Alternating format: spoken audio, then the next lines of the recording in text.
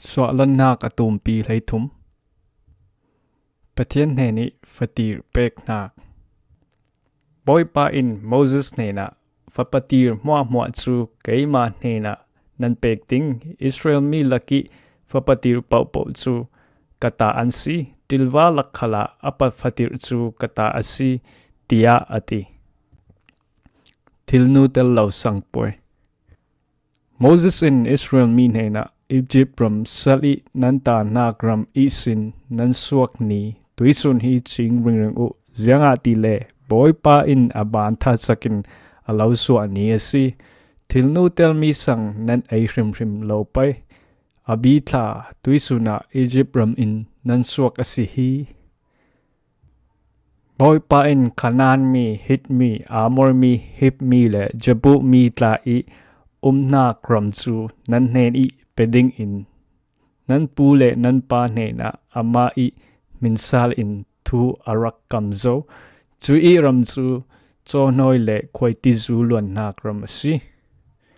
churanga chui ram nan thleng tika abi thla teng tenga thilnu tel lo sang poi to chu nan hit lo pai nisari sung chu thilnu tel lo sang nan ai pai i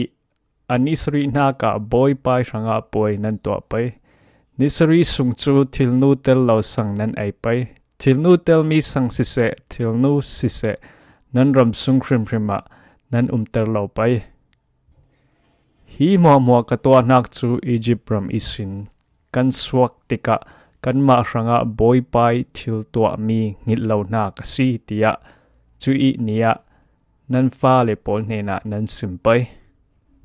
heti nan to nak chu dunglam thu alo thaiter tu nan kuta sise nan chal a sise min sin nak bang tuk asi ding i chu i long in boy pa i dan chu asim le arel nan dai loading zianga tile acha na khu ham thon boy pa in Egypt ram isin alo so hai si kum khat achama felte in nan to ring pai fatir hlan nak boy pa in Canaan mi pol i rama alo thleng ter hiding zianga tile ama i minsal in nan pule nan pa na thu arak kamzo chu i ram chu nan nen i alo pek tika nan fapathir mo chu boy pa na nan hlanding nan tilwa i ringma sabik fatir apatla boy pa i ta ansi asina in lak fatir apa chu tu fa te in nan thleng pai nan thleng du lo asile ang hong nan khiak pai nan fa patir pau chu nan thleng sal pai ne nuwa nan fa pa in hiti i nan to mi hi ati chan jiang so si ti i alo sut asile boy pa in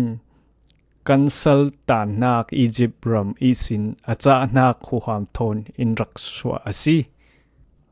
Pharaoh athin ahak e Egypt ram isin in so du lo tika Egypt ram i fapatir mo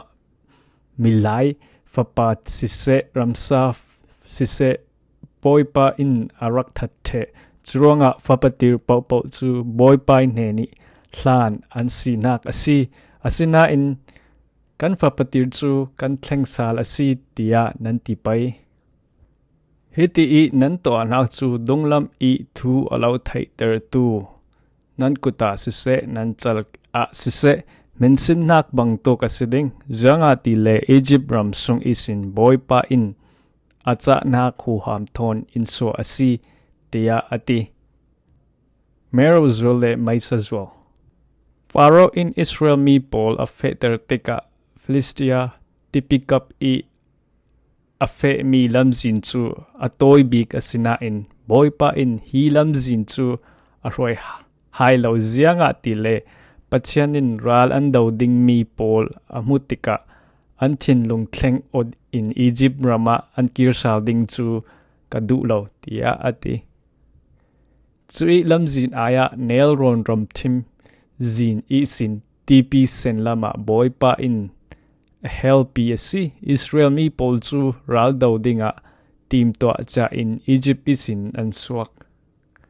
Moses in Joseph I rukhal akeng zianga tile ama Joseph in Israel mi pol chu siacham in thu akam ter cha mi asi annena pachen in anlo run suak hai ding asi chutika hitok isin nan suak tika karu nan keng pai tia Joseph in arakti sukok isin Israel mi pol chu an poki nerol kiang te itama anrek